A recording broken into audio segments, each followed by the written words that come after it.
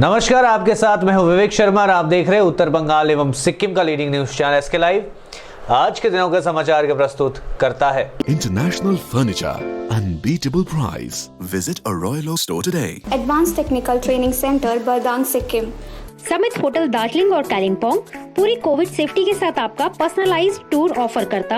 अपने सपनों को संजोने के लिए ओम डेवलपर्स लेके आया है Shri Shyam farm house villa. Readymade की होलसेल दुकान राजधानी गारमेंट्स है, जिसका नाम सिलीगुड़ी स्थित पूरे नॉर्थ बंगाल के distributor Narayani party sales. Media को अपनी ऊर्जा व शक्ति के सही व हितकारी उपयोग का राज्यपाल ने दी हिदायत। राज्य में स्वस्थ व प्रशासनिक व्यवस्था के चरमराने का लगाया आरोप। मीडिया को सवाल करने की यह ऊर्जा मुख्यमंत्री के सामने भी दिखाना चाहिए। राज्य में संवैधानिक प्रधान को ब्लैकआउट करने पर मीडिया चुप रहती है। मीडिया को अपनी ऊर्जा व शक्ति का समाज के हित में सही इस्तेमाल करनी चाहिए। एक महीने के दार्जिलिंग सफर पर निकले शनिवार को राज्यपाल जगदीप धनखड़ सिलीगुड़ी पहुंचे। पूर्व घोषणा के अनुसार उन्होंने सिलीगुड़ी के सर्किट हाउस में पत्रकारों से मुखातिब हुए, जहां उन्होंने पत्रकारों के विभिन्न सवालों के जवाब देते हुए उनके दार्जिलिंग में एक महीने की शैलवास को लेकर चल रहे तरह तरह के कयासों पर लगाम लगाया। राज्यपाल ऐसे समय में दार्जिलिंग जा रहे हैं जब बिमल गुरुंग एक बार फिर प्रकाश में आए हैं। इस सवाल के जवाब में राज्यपाल ने कहा कि दार्जिलिंग राजभवन भी उनका कार्यालय है। वह पिछली बार दार्जिलिंग जाने को तैयार थे, लेकिन उनका दौरा रद्द हो गया। उन्होंने मुख्यमंत्री से संवाद करने के लिए कोलकाता लौटना पड़ा था। उनकी अलग कोई रणनीति नहीं है। उन्होंने कहा कि वह जनता की समस्याएं सुनने व उनका संवैधानिक समाधान करने जा रहे हैं। राज्य सरकार के साथ उनके विवाद को लेकर उन्होंने कहा कि सरकारी तंत्र पर कब्जा हो गया है, अधिकारी नतमस्तक है। ऐसे में राज्यपाल कैसे चुप रह सकते हैं। उन्होंने कहा कि मुख्यमंत्री की शपथ है कि वह संवैधानिक तौर पर लोगों की सेवा करे, जबकि राज्यपाल की शपथ होती है कि वह संविधान की रक्षा व बचाने के लिए काम करे। सिलीगुड़ी में राज्यपाल जगदीप धनखड़ ने सबसे पहले दशहरा व दशहरा उत्सव के लिए उत्तर बंगाल वासियों को बधाई देते हुए अपना संबोधन शुरू किया। इसके बाद उन्होंने राज्य के स्वास्थ्य कर्मियों के साथ ही कोविड वॉरियर्स की सराहना करते हुए राज्य में स्वास्थ्य व्यवस्था को लाचार बताया। साथ ही केंद्र सरकार द्वारा दिए गए तमाम जनहित व सहयोगी योजनाओं को राज्य में लागू नहीं करने को लेकर राज्य सरकार पर नाराजगी भी जताई। उन्होंने मीडिया पर आरोप लगाते हुए कहा कि राज्य के संवैधानिक प्रमुख के बयान को जब बजट सेशन में ब्लैकआउट कर दिया गया तो मीडिया आखिर चुप क्यों रही। कार्निवल में ब्लैकआउट किया गया तब मीडिया चुप रही। उन्होंने मीडिया को अपनी ताकत का सही इस्तेमाल करने की हिदायत दी। पत्रकारों से बातचीत के बाद राज्यपाल दार्जिलिंग के लिए रवाना हो गए।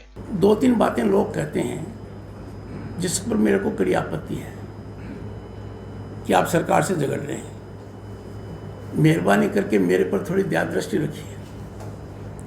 सरकार मेरे से झगड़ रही है, मैं सरकार से नहीं झगड़ता, मैं किसी से नहीं झगड़ता। झगड़ना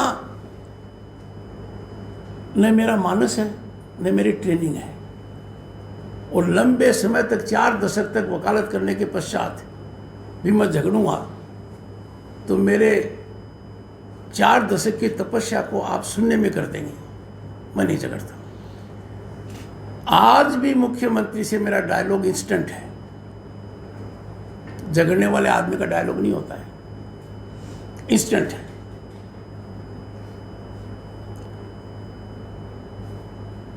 आई am against no one but I am against everyone जो कॉन्स्टिट्यूशन के तहत काम नहीं करता है और जो रूल ऑफ लॉ के खिलाफ जाता है। इन अधिकारियों के प्रति मेरा कोई विशेष दुराग्रह हो ही नहीं सकता। हमारे पुलिस अधिकारी जो नीचे के हैं दे आर एक्सीलेंट। कोविड में कितना काम किया है, लॉ एंड ऑर्डर में कितना काम करते हैं। यदि अगर मान लो बलविंदर एक poster boy of human rights बन गया तो पूरे दुनिया के अंदर हम कलंकित हुए हैं, बन गया। पर साधारण कांस्टेबल, हेड कांस्टेबल, एएसआई वो तो निर्देशों की पालना करते हैं। तभी तो मैं ऊपर वालों को आगाह कर रहा हूं कि आप उनको भी दुखी कर रहे हैं, उनको बिगाड़ रहे हैं, ऐसा मत कीजिए। तो जो कानून के दायरे से अलग जाता है मेरा विरोध वहां शुरू होता है। बाकी वो कानून के दायरे में रहकर क्या काम करता है इसे मेरा अंदाजा नहीं है, मेरा मतलब नहीं है। I am very clear about it, number 1। Number 2, आप जिसका नाम भी प्रमोद है और आगे मिश्रा भी लिखते हो, तो दोनों देखिए कि आप मेरे एक ट्वीट को बताइए कि महामहिम राज्यपाल जी आपने ये जो ट्वीट किया इससे मेरे को थोड़ी आपत्ति है, मुझे बड़ी खुशी होगी। मैं सबको ये कहता हूँ। जैसे मैंने कह दिया कि अभी 5 डिविजनल कमिश्नर्स ने डिस्ट्रिक्ट मजिस्ट्रेट की दस्तखत की हुई रिपोर्ट मेरे को भेजी, तो मैंने कोई अपराध किया क्या? पर किसी ने भी अखबार में नहीं छापा कि होम डिपार्टमेंट का ये ट्वीट गलत है, कि उनको राज्यपाल को ऐसे अपशब्द नहीं करने चाहिए, इल एडवाइज, अनऑथेंटिक, रॉन्ग। अरे तो फिर क्या मैं किसी राजनीतिक दल के कार्यकर्ता से लिखाऊंगा कि रेप वाक नहीं हुआ? डिविजनल कमिश्नर है, 5 लिख कर दे रहे हैं दस्तखत के साथ, जिलाधीश दस्तखत कर दे रहे हैं। राज्यपाल के दार्जिलिंग सफर पर मंत्री गौतम देव ने दर्ज कराई कड़ा विरोध। कहा, बंगाल में रहकर आग से ना खेलने की संवैधानिक प्रमुख को दी हिदायत। पश्चिम बंगाल के राज्यपाल जगदीप धनखड़ के दार्जिलिंग जाने व इस बीच सिलीगुड़ी में पत्रकार सम्मेलन के जवाब में पर्यटन मंत्री गौतम देव ने सिलीगुड़ी के मैनक टूरिस्ट लॉज में एक पत्रकार सम्मेलन कर राज्यपाल द्वारा राज्य की पुलिस प्रशासन को राजनैतिक व्यक्तित्व के तरह काम करने के आरोप लगाए जाने का उन्होंने कड़ी आपत्ति जताई। मंत्री गौतम देव ने कहा कि राज्यपाल संविधान के दायरे से परे हटकर काम कर रहे हैं। अतीत में किसी भी बंगाल के राज्यपाल इस तरह राज्य सरकार के साथ पेश नहीं आए थे। कोविड महामारी के दौरान राज्य के स्वास्थ्य व्यवस्था की लाचार हालत प्रमाणिक हो गई है। राज्यपाल के इस बयान के जवाब में गौतम देव ने कहा कि गुजरात में बंगाल की तुलना में काफी ज्यादा संक्रमित व मौतों के मामले सामने आए हैं। उन्होंने राज्यपाल को चेतावनी देते हुए कहा कि बंगाल में रहकर आग से खेलने की कोशिश ना करे। दुर्भाग्যের বিষয় যে রাজ্যে উনি জেলা শাসক এবং পুলিশ সুপারদের বলেছে যে আগুন দিয়ে খেলা করবেন না এবং কোনো রাজনৈতিক দলের হয়ে কাজ করবেন না। আমরাও অতি বিনয়ের সাথে রাজ্যের সাংবিধানিক প্রধানকে মাননীয় রাজ্যপালকে সংবিধানের নির্দেশ বিনয়ের সাথে স্মরণ করিয়ে দিতে চাই। অতীতে কোনো রাজ্যপালের বাংলায় এই ধরনের ভূমিকা আমরা দেখিনি, সংবিধানের কোনো মান্যতাও দেন। আমরা বিনীতভাবে বলব যে রাজ্যপালও যেন সংবিধানের নির্দেশ অনুযায়ী কাজ করে, রাজ্যপালও যেন কোনো রাজনৈতিক দলের মুখপত্রের ভূমিকায় এটা নিয়ে আমি একটা কথাই বলতে চাই যে ওনার কোনো বক্তব্য থাকলে উনি সাংবিধানিক প্রধান, সেটা নিয়ম হচ্ছে উনি কেন্দ্রীয় সরকারকে রিপোর্ট পাঠাতে পারেন, রাজ্য সরকারের সাথে তথ্যের আদান প্রদান করতে পারেন। বাংলায় মাননীয় মুখ্যমন্ত্রী মমতা বন্দ্যোপাধ্যায়ের নেতৃত্বে 24/7 যে দক্ষতার সাথে, যে ডেডিকেশনের সাথে আমাদের স্বাস্থ্যকর্মী, পুলিশ, আশাকর্মী, সাফাই কর্মী, অ্যাজ এ হোল সমস্ত এনজিও ক্লাস সবাই মিলে করোনা পদ্ধতিকে যেভাবে, করোনা বিষয়টিকে যেভাবে কমব্যাট করেছে, যেভাবে ডে 1 থেকে প্রোটোকলগুলোর কথা বলা হয়েছে, কোমরবিডিটির কথা বলা হয়েছে, ডে টলের কথা বলা হয়েছে, পরবর্তীকালে দেখা গেছে সারা ভারতবর্ষ। जलपाईगुड़ी जिला भाजपा और युवा मोर्चा के संयुक्त पहल के तहत रविवार को जलपाईगुड़ी के कदमतला मदरसा मैदान में विजया सम्मेलन का आयोजन किया गया। भाजपा के जलपाईगुड़ी जिला अध्यक्ष बापी गोस्वामी, पार्टी की युवा मोर्चा के अध्यक्ष पालन घोष और अन्य नेतागण उपस्थित रहे थे। धरी मोहन रॉय, धीरज मोहन घोष, तपन रॉय सहित अन्य नेता भी उपस्थित थे। यह विजया सम्मेलन राजनीतिक चर्चा और एक दूसरे के साथ बातचीत का माध्यम किया जाता है। सम्मेलन में लगभग 500 से ज्यादा भाजपा कार्यकर्ता उपस्थित रहे थे। তারা করেছে হয়তো, তাই তারা আসেনি আজকে। যাদের সঙ্গে আমাদের বিজয় সম্মেলনটা হয়নি তারা আজকে এখানে আসছে। এখানে সর্বসকলভাবে 2000-এর উপরে জনসংখ্যা যুব মোর্চার কর্মীবৃন্দরা আসছে, ঠিক আছে, সমস্ত জেলা থেকে এসছে। সকলে আসতে পারেনি, অনেক জায়গায় অসুবিধা হয়েছে, আসতে পারেনি, তেমন কিছু নেই। আজকে সবাইকে আমরা বিজয়ের শুভেচ্ছা জানাচ্ছি, এটাই আমাদের মূল উদ্দেশ্য। আমাদের জেলা প্রেসিডেন্ট উপস্থিত আছে, আমাদের রাজ্যের সাধারণ সম্পাদক যুব মোর্চার উপস্থিত আছে, ভারতীয় জনতা পার্টি রাজ্যের আমাদের সদস্য উপস্থিত আছে, দেবাশিস দা, সবাই এখানে আছে। সকলে মিলে আজকে সবাইকে বিজয়ের साधुवाद জানানো হয়েছে। रेलवे कर्मचारी हत्या मामले का हुआ खुलासा, गिरफ्तार युवक ने मृतक पर लगाया अप्राकृतिक यौनाचार का आरोप। मालदा में रेलवे के क्वार्टर में रेल कर्मी की हत्या मामले का पुलिस ने खुलासा कर लिया। मामले में इंग्लिश बाजार थाने की पुलिस ने मुबारक शेख व जाकर शेख को शनिवार देर रात गिरफ्तार किया। यह लोग ओल्ड मालदा थाने के जलगा इलाके के निवासी बताए गए हैं। आरोपी मुबारक शेख ने पुलिस के सामने अपना जुर्म कबूल कर लिया व हत्या के कारण का खुलासा किया तो पुलिस अधिकारी भी चौंक पड़े। उसने मृतक रेलकर्मी पर आरोपी के साथ अप्राकृतिक यौनाचार का आरोप लगाया है। हालांकि मामले की छानबीन अभी बाकी है। पुलिस सूत्र से पता चला है कि आरोपी ने पुलिस को बताया कि मृतक रेलकर्मी मुबारक शेख के साथ अप्राकृतिक यौनाचार करता था। उसने बताया कि 6 महीने पहले वहां मालदा रेलवे स्टेशन पर बिना टिकट पकड़ा गया था। उस समय वह रेल कर्मी के संपर्क में आया। उसके बाद रेल कर्मी ने उसे अपने क्वार्टर में बुलाकर उसके साथ जबरन शारीरिक संपर्क बनाना चाहा। इसका वीडियो बनाकर वह उसे ब्लैकमेल करते हुए पिछले 6 महीने से बार बार क्वार्टर में बुलाकर उस पर अत्याचार कर रहा था। इससे वह काफी परेशान हो चुका था। बीते 26 अक्टूबर को भी मुबारक को रेल कर्मी ने अपने क्वार्टर में बुलाया था। उस समय आरोपी ने रेल कर्मी के गले में गमछा लपेटकर उसकी हत्या कर दी। रविवार को आरोपी को मालदा अदालत में पेश किया गया। मामले की छानबीन पुलिस कर रही है। गत 26/10/2020 তারিখ মালদা রেলওয়ে দশমীর দিন মালদা রেলওয়ে কলোনিতে একটা মার্ডার হয়েছিল। রেলকর্মীকে মার্ডার করেছিল। ভদ্রলোকের নাম ছিল হনুমান রায়। এখানে তিনি চাকরি করতেন। তারপর তো কেস রেজিস্টার হয়। তদন্ত সাপেক্ষে কালকে দুজনকে ধরা হয়েছে জলঙ্গি থেকে, মালদা থানা আন্ডার জলঙ্গি থেকে।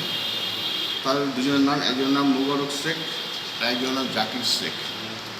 তারা স্বীকার করেছে যে ওরা দুজন মার্ডার করেছে। ওরা গামছা দিয়ে গলা চেপে দুজন মিলে খুন করেছে। তাদের ওদের সঙ্গে একটা পুরনো একটা সম্পর্ক ছিল এবং মনোমালিন্যের জেরে সেটা ওরা খুন করে দিয়েছে। ওটা এখন তদন্ত সাপেক্ষে, এটা এখন তদন্ত করে দেখবে যে তদন্তের পরে জানা যাবে আসল রহস্যটা কী। আর হ্যাঁ, রিমান্ডে নেওয়া হবে, 5 দিনের রিমান্ড চাওয়া হবে। এটা মালদা থানার আন্ডারে জলঙ্গিতে দুজনেরই বাড়িতে একই গ্রামের বাড়ি। এদের সম্পর্কে এই যে মোবারক হচ্ছে মোবাইলের দোকান আছে কোথায় সে ঝালির আশেপাশে, ওর সঙ্গে যাতায়াতের সঙ্গে সম্পর্ক, মোবাইলটা রিপেয়ারিং করতো, তার সম্পর্ক তৈরি হয়। তবে এটুকু জানা গেছে, আসল তদন্তটা পাওয়া যাবে রিমান্ডের পরে, তখন জানা যাবে আসল রহস্যটা কী। राज्यपाल जगदीप धनखड़ के 1 महीने के दार्जिलिंग दौरे के ठीक बाद दार्जिलिंग को लेकर सीएम ममता बनर्जी ने 3 नवंबर को बुलाई आपात बैठक। पश्चिम बंगाल के राज्यपाल जगदीप धनखड़ 1 महीने के उत्तर बंगाल दौरे के बीच दार्जिलिंग को लेकर मुख्यमंत्री ममता बनर्जी ने 3 नवंबर को राज्य सचिवालय नावन्ना में उच्च स्तरीय बैठक बुलाई है। गोरखा जनमुक्ति मोर्चा के अध्यक्ष बनाए तामांग एवं जीटीए के चेयरमैन अनित थापा को भी बैठक में बुलाया गया है। शनिवार को राज्यपाल जगदीप धनखड़ 1 महीने के दौरे पर दार्जिलिंग रवाना हुए। इस दौरान वहां दार्जिलिंग के लोगों से मिलकर उनकी मन की बात जानने की कोशिश करेंगे। जानकारी के अनुसार राज्यपाल के इस दौरे से तृणमूल कांग्रेस सरकार की चिंताएं बढ़ गई है, क्योंकि राज्यपाल ने हमेशा ही राज्य की कानून व्यवस्था पर सवाल उठाते हुए बंगाल सरकार के खिलाफ बयानबाजी की है। और 2 दिन पहले राज्यपाल ने केंद्रीय गृह मंत्री अमित शाह से मिलकर राज्य की कानून व्यवस्था के बारे में रिपोर्ट भी सौंपी है। राज्यपाल के दौरे के दौरान ही मुख्यमंत्री ने दार्जिलिंग के नेताओं को राज्य सचिवालय तलब किया है। इसके साथ ही बिमल गुरुंग के वापस दार्जिलिंग आने की खबर से पहाड़ में राजनीतिक हलचल बदल गई है। कुछ लोग इसका स्वागत कर रहे हैं तो कोई इसके खिलाफ है। सूत्रों के अनुसार विमल गुरुंग के वापस दार्जिलिंग पहुंचने पर जीटीए का क्या होगा, इस बारे में चर्चा करने के लिए मुख्यमंत्री ममता बनर्जी ने बेनाई तामांग व अनित थापा को राज्य सचिवालय बुलाया है। अनित थापा शनिवार को करशंग में विमल गुरुंग के दार्जिलिंग प्रवेश करने के फैसले के खिलाफ निकाली गई रैली में शामिल हुए थे, जहां उन्होंने बताया कि मुख्यमंत्री ममता बनर्जी से मिलने के लिए कोलकाता आ रहे हैं और 3 नवंबर को यह बैठक होगी। उल्लेखनीय कि 3 साल से फरार चल रहे बिमल गुरुंग ने हाल ही में भाजपा की अगुवाई वाली एनडीए से बाहर होने एवं विधानसभा चुनाव में तृणमूल कांग्रेस का समर्थन करने की घोषणा की है। इसके बाद पहाड़ पर राजनीतिक समीकरण बदल गए हैं। एबी गनीखान चौधरी की 93वीं जयंती पालित। कांग्रेस व तृणमूल दोनों के कार्यक्रमों से मालदा में उत्साह का माहौल।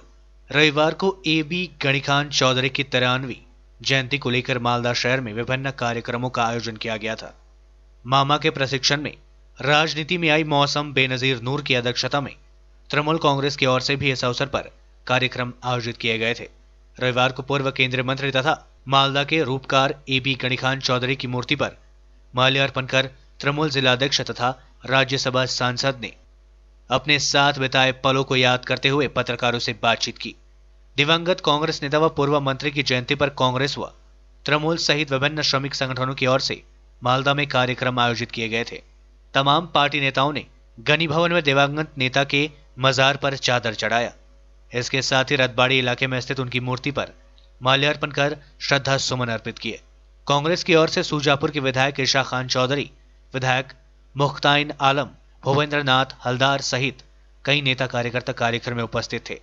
ईशा खान चौधरी ने कहा कि इस अवसर पर कांग्रेस की ओर से शहर के रतबाड़ी, टाउन हॉल सहित विभिन्न स्थानों पर रक्तदान शिविर का आयोजन किया गया है। आज के सकल থেকে আমাদের প্রিয় আমাদের নেতা এবং আমার যেটু ভোটার গনিখান সাহেবের জন্মদিনের প্রোগ্রাম চলছে।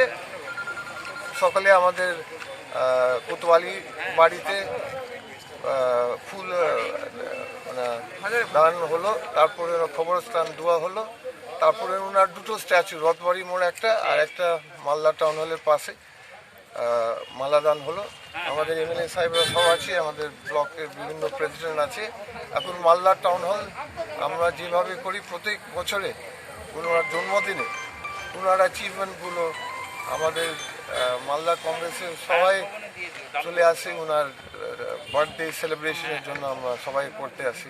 এই প্রোগ্রাম চলবে, শুরু হবে হয়তো এই আধ ঘন্টার মধ্যে। ওই যে মুস্তাকদাকে দেখতে পাওয়া যাচ্ছে না প্রোগ্রাম? না, মুস্তাকদা তো কালকে আপনারা দেখেছেন আমাদের সঙ্গে ছিল। আমাদের বড় মিছিল হয়েছে, প্রায় 2000 লোকদের। মুস্তাকদা ছিল, উনি বলেছেন আজকে একটা লিডার আসছে বিহারে গেছে, কানাইয়া কুমারে আসছে, তো ওনাকে উনি পিসিসি নির্দেশ দিয়েছেন ওই প্রোগ্রাম ওনাকে থাকতে। বা আমাদের আরেকজন এমএলএ কোথায় আছে আলবরাউনি, উনি বেশিক্ষণ থাকতে পারবে না, ওনারও নির্দেশ আছে উনি ওই প্রোগ্রামকে অ্যাটেন্ড করতে। আমাদের দুজন তার জন্য উনি আসেন আগে থেকে। लेते ही छोटा सा ब्रेक, फिर मिलेंगे ब्रेक के बाद। विविध प्रकार का रेडीमेड एवं कस्टमाइज फर्निचर तथा फर्निचर संबंधी सम्पूर्ण समाधान को निम्ति सधैँ सम्झनुहोस् टचवुड, जहाँ कस्टमाइज फर्निचर, मोड्युलर किचन, यूपीयूसी डुवर र विन्डो आदिको पनि डिल गर्दछौँ। साथै यस चाडपर्वको छेकमा प्राप्त गर्नुहोस् आकर्षक अफरहरू। एकचोटि भिजिट गर्नुहोस् टचवुड, राष्ट्रिय राजमार्ग 10 तादोङ गान्तोक। सम्पर्क गर्नुहोस् 035922325002। 50 से 70% कम कीमतों पर लाजवाब डिजाइन, ब्रांडेड फर्नीचर, गारंटी सहित मजबूती का वादा। मौका है यही, बना लो इरादा। Bedroom set, sofa set, dining set, outdoor या ऑफिस फर्नीचर से लेकर मॉड्यूलर किचन उपलब्ध है। कम कीमत में बेहतरीन गुणवत्ता का पूरा भरोसा। Orchid Building, opposite Vegha circle, 2.5 mile, Sevoke road, Siliguri. International Furniture, unbeatable price. Visit a Royal Oak store today. Apply for 3-year AICTE approved and NBA accredited courses diploma in manufacturing technology at Government Polytechnic Advanced Technical Training Center, Bardang, Sikkim. Good placement record in industries all over the country. Separate hostel facilities available for boys and girls. Scholarship shall be provided for outstanding students. Classes shall start from 6 October 2020. Eligibility first year class 10 pass from recognized board with mathematics, science and English as subjects. Covid से हो गए हैं tense, दिल demand सा change. सही नहीं दूर घूमने जाने को, शॉर्ट टूर सही दिल बहलाने को। समित होटल दार्जिलिंग और कालिम्पोंग पूरी कोविड सेफ्टी के साथ आपका पर्सनलाइज्ड टूर ऑफर करता। Good rooms, good food, discount price और क्या चाहिए दिल बहलाने को। Contact number 919332080131। WhatsApp call 8388877888 for call. अपने सपनों को संजोने के लिए ओम डेवलपर्स लेके आया है Shri Shyam farm house villa, जिसकी पहली फेज के सभी प्लॉट्स बिक चुकी हैं और दूसरे फेज की बुकिंग और रजिस्ट्रेशन है चालू। प्लॉट की साइज है 3 से 6 कट्ठा तक, तो देर किस बात की, अभी फोन उठाइए और बुक कीजिए। Shri Shyam farm house villa, Phulbari. Contact number 9609784045 या 9733036000। बहुत जल्द इसके तीसरे फेज की प्लॉट भी लॉन्च होने जा रही है। रेडीमेड की होलसेल दुकान जहां मिली सारा सामान, राजधानी गारमेंट्स है जिसका नाम। बच्चों से लेकर बड़ों तक लेडीज और जेंट्स के रेडीमेड कपड़ों के थोक विक्रेता। विजिट करें, व्हाट्सएप करें या कॉल से ही ऑर्डर करें। राजधानी garments, 2nd floor, stall number 246-47, Gaurishankar market, विधान रोड, सिलीगुड़ी। कॉन्टैक्ट नंबर 8348888881 या 9324953228।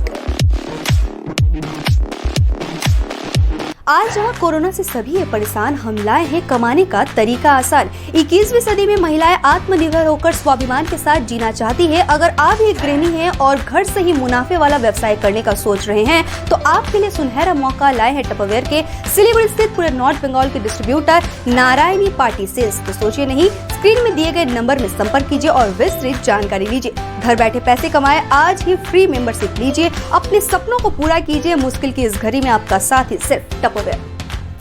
के लिए एसके लाइव ही बेस्ट ऑप्शन है। एसके लाइव का इस क्षेत्र में 24 घंटा टेलीविजन, एंड्रॉइड ऐप और वेबसाइट पर प्रसारण होता है। सोशल मीडिया पर भी हम उपलब्ध हैं। हमारी व्यूवरशिप 9 लाख से अधिक है। सिक्किम, हैथवे और NXT डिजिटल पर, दार्जिलिंग और कालिम्पोंग में दोनों हैथवे और CCN सेटअप बॉक्स पर, क्लामपुर से लेके मैनागुड़ी हैथवे पर, सिटी केबल पर सिलीगुड़ी और आसपास, नक्सलबाड़ी से पानी टंकी तक NXT डिजिटल में। तो सोचिए नहीं, कॉल करें 7908554308। ब्रेक के बाद आपका फिर से स्वागत है। बढ़ते हैं खबरों की तरफ। मीडिया कर्मी की तत्परता में पावर स्टेशन में लगी आग पर पाया गया काबू, बड़ा हादसा टला। मीडिया में सीधा प्रसारण के बाद इस्लामपुर थाने के मिलनपल्ली स्थित पावर स्टेशन की आग को नियंत्रित करने की पहल की गई। उल्लेखनीय है कि 1 महीने पहले के भीतर 2 बार इस पावर स्टेशन पर आग लगी घटना हुई है। दोनों बार स्थानीय मीडिया में खबर प्रकाशित की गई। घटना के बाद आसपास के लोग काफी आतंकित हो गए थे।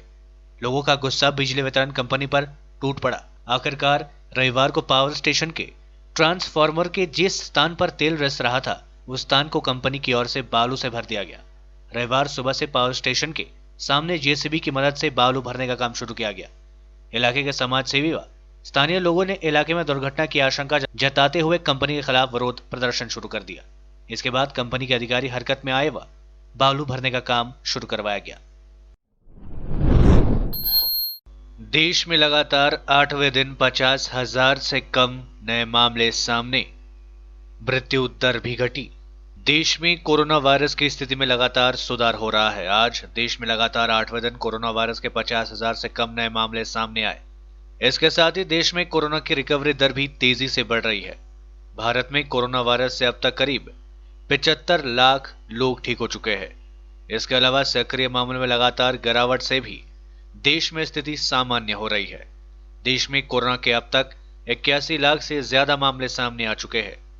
केंद्रीय स्वास्थ्य मंत्रालय के ताजा आंकड़ों के मुताबिक देश में पिछले 24 घंटे में कोरोना वायरस के 46,964 नए मामले सामने आए।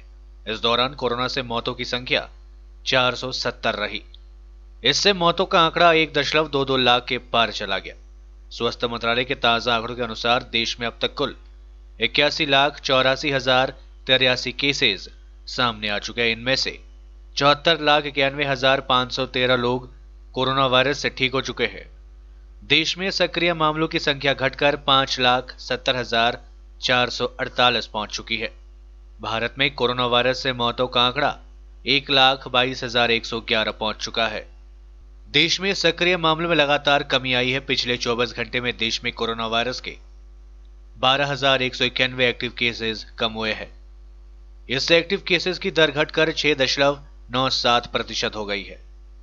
पिछले 24 घंटे में देश में 58,684 मरीज कोरोना वायरस से ठीक हुए।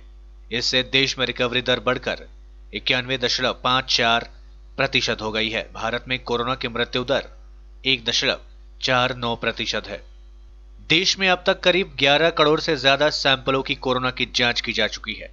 भारतीय चिकित्सा अनुसंधान परिषद, Indian council of medical research (ICMR) की तरफ से जारी आंकड़ों के मुताबिक देश में शनिवार तक 10,98,87,303 सैंपलों की कोविड-19 की जांच हो चुकी है, जिनमें से 10,91,239 टेस्ट कल ही किए गए।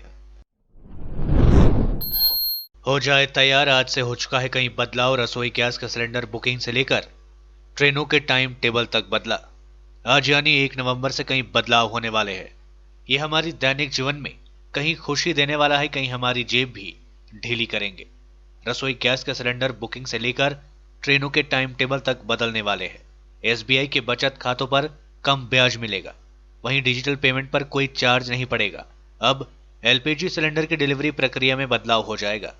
तेल कंपनियां delivery authentication code DAC system लागू करेगी, यानी सिलेंडर उपभोक्ता के घर तक पहुंचने से पहले उसके रजिस्टर्ड मोबाइल नंबर पर एक ओटीपी आएगा।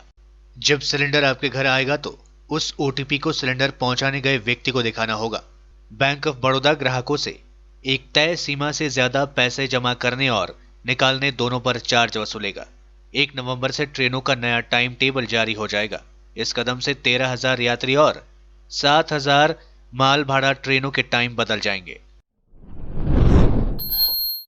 दुनिया में संक्रमितों का आंकड़ा 4.63 करोड़ के पार पहुंचा। ठीक होने वाले मरीजों की संख्या 3.34 करोड़ से ज्यादा हुई।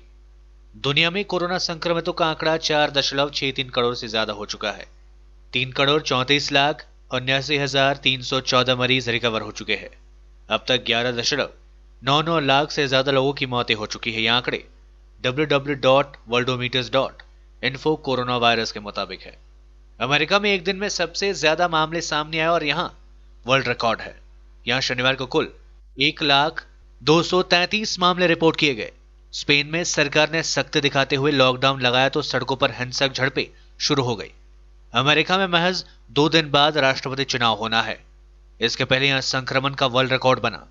शनिवार को अमेरिका में 1,233 मामले रिपोर्ट किए गए। उसने भारत को पीछे छोड़ दिया, जहां सितंबर में एक दिन में 97,894 मामले सामने आए थे।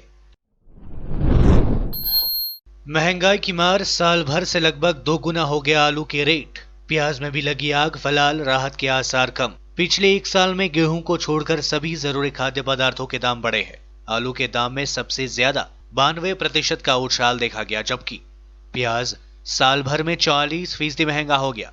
खाने की चीजें महंगी होने से नीति नियातों की परेशानी बढ़ गई है। हालांकि विशेषज्ञ मानते हैं कि यह महंगाई अस्थायी है और सप्लाई सुधरते ही दूर हो जाएगी। डेटा दिखाता है कि सब्जियों, मांस, मछली और दालों के दाम खास तौर पर बढ़े हैं। बाजार में प्याज इतना महंगा हो गया है कि उपभोक्ता मामले के मंत्री को लिमिट तय करनी पड़ी है। अगर आलू के दाम बढ़ते हैं तो सरकार उसकी स्टॉक लिमिट भी लागू कर सकती है। हालांकि रिजर्व बैंक का कहना है कि अगले साल की शुरुआत तक कीमतें काबू में आ सकती है।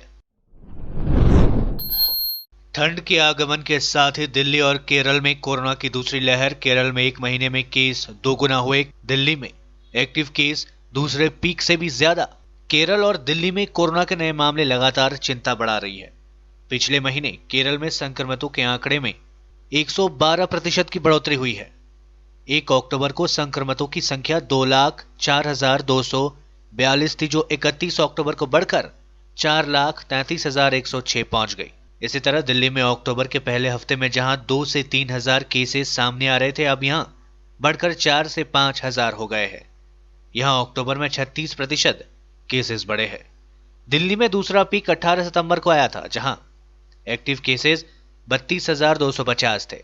ये 12 अक्टूबर को घटकर 20,535 हो गई। यहां से इनमें फिर बढ़ोतरी हुई है और ये अक्टूबर 31 को फिर 32,000 के पार 32,719 हो गए। आज के लिए बस इतना ही और विस्तृत खबरों के लिए देखते रहिए एसके लाइव। आपका समय, आपकी खबर। धन्यवाद।